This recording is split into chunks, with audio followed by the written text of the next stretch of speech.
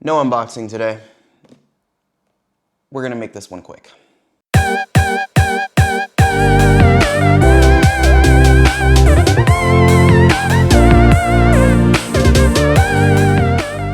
Alright guys, welcome back to Gadget Conquest, and today we're talking about the Western Digital MyCloud Home. Now, Western Digital has this line of NAS devices called MyCloud, and recently the lower end devices in the MyCloud family have been slashed, and this new MyCloud Home brand has appeared. And I believe the big difference is the app is more social and easier to set up and designed for simple use, whereas the regular MyCloud devices are more for professional or enthusiast use, but don't quote me on that. I'm not 100% sure on it in the first place.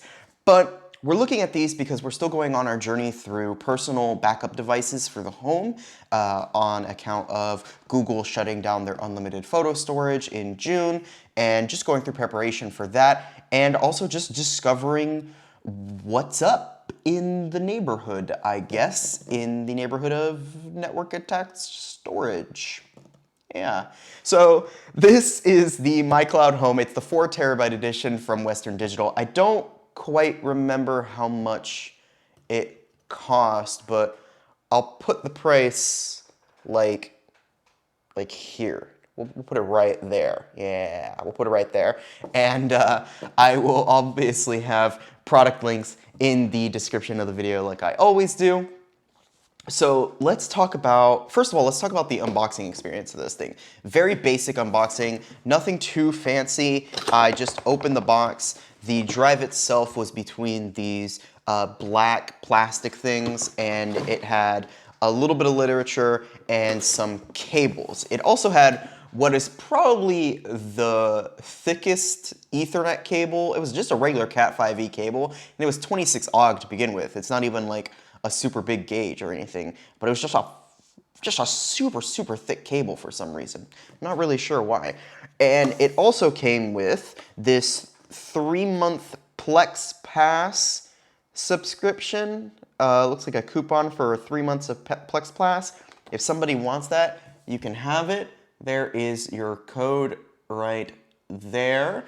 And I don't need it. It also came with this really cool little quick start guide. You guys know I love quick start guides. This one is pretty cool looking, but honestly, it's not that great. Now, most quick start guides get you through the entire process from beginning to actually using the device. This one doesn't do that. So I'm gonna go ahead and block. There's a number here that you're not allowed to see, but this quick start guide basically just tells you plug the device in, wait for the light to turn on, and then go to the site on your phone.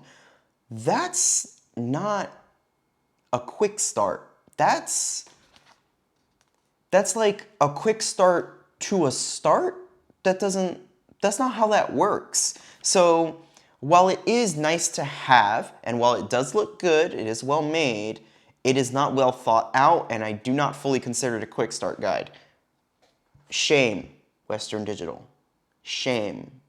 Now, that aside, the drive also on the back just straight up says mycloud.com. So what I did was I went to mycloud.com. Now, I already have an account with Western Digital because of the iBuy.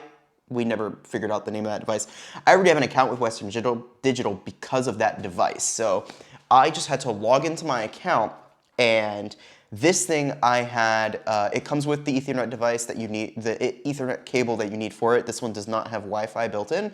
You connect it through the Ethernet cable, and it recognized very quickly, actually immediately, that the device needed to be set up, and it showed there's a code on the back of the on this quick start here, and it's also on the bottom of the device. For example, like on a router where you see like the username and password, like the defaults there. Same thing, it's on the device itself, and I just had to match that code to the device and click next, basically, and everything got working. I will put in a screen grab. I did record most of the setup process for this separately, so I will put that in for you guys and maybe just talk over it or whatever. Anyway, what's really cool about this as well is the Plex integration, like you saw with the, here's your second chance. Oh, is it? Where is it? Oh. Anyway, the Plex integration, so you can stream video from the device. It is a network attached storage, which is really cool. You can also set up some if this then that integration, which I also thought was really cool. And it is a network attached storage. When you set up the device from your computer, so the way that I did it was I actually set up the device completely through the web interface, and then I downloaded the desktop application.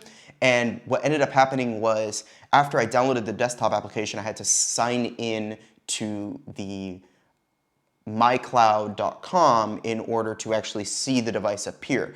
But what was cool about it was the moment the device appeared and I was able to say, yes, this is my device, it also just instantly made a link, just a desktop shortcut that went straight to the device, just pure through to the device over the network. It automatically mapped it as a network drive for me, and it put a shortcut to it on the desktop, which I thought was pretty cool, especially for someone who just wants to get it set up very quickly. That is a very useful thing to have.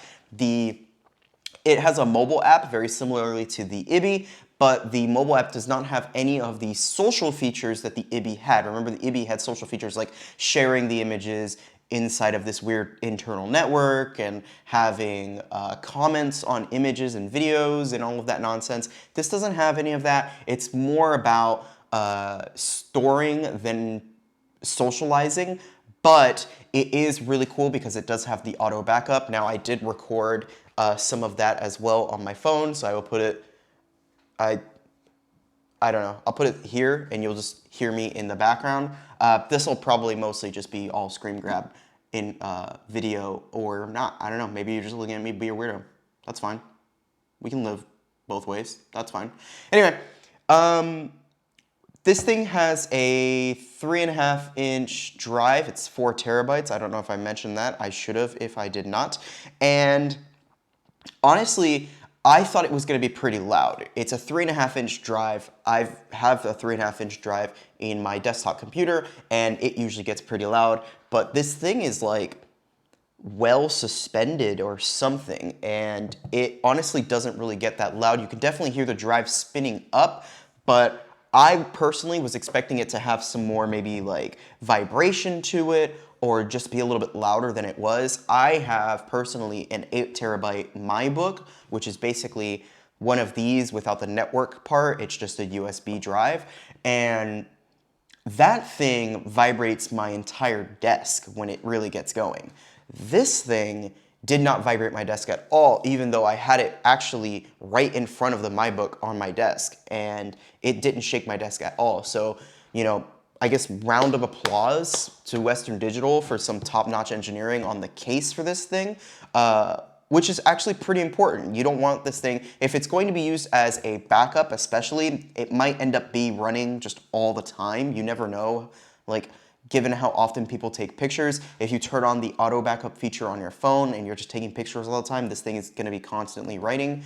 And if you're going back and looking at those photos that you don't have downloaded, then it'll be constantly reading, which means it will be constantly active. And if it's constantly active, then you want it to be in a situation where it's not being affected by its own vibrations, and it's also not affecting you with its vibrations. And having a really good suspension system inside of this housing is a very, very good play. So, you know, bravo to Western Digital once again. It probably explains why this thing is so heavy. It is ungodly heavy, honestly. It's just so heavy. But anyway, it's pretty cool. It is a network attached storage. It's a NAS, but it's on the basically the second lowest level of the NAS. The lowest level would be that IBI device that I showed you before, because that one's not even wired. It's completely wireless. So it's, you know, maxed out at whatever the wireless card on it can do in the first place, whereas this one can, at the very least, will be maxed out not by the network connection, but by the speed of the hard drive in it, more more than likely. Hard drives are not super, super fast. But that's about it. I hope I covered everything that you guys wanted to hear about this. I know most of you guys probably didn't want to hear any of this.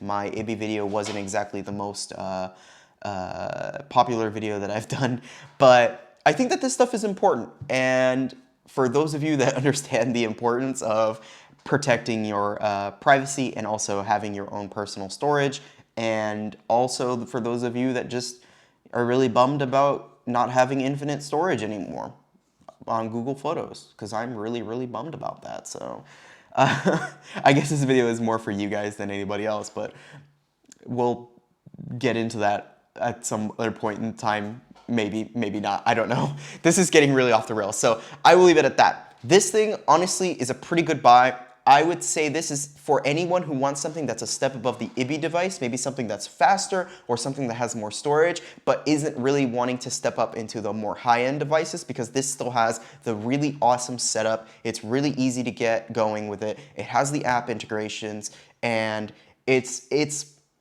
not plug and play, but it doesn't have that many extra steps. It's like plug, maybe 2 extra steps, play. Whereas more advanced devices would have many more extra steps. So that's pretty cool. And I mean, if you're desperate, I guess you could, I don't know what the return rate would be on the drive, but if you're really desperate, you could, I don't know, salvage the drive out of it and use it for something else. Well, just a thought. But anyway, that's it from me. I hope you guys continue to have I hope you guys continue to have happy holidays, and I will see you in the next video. Bye.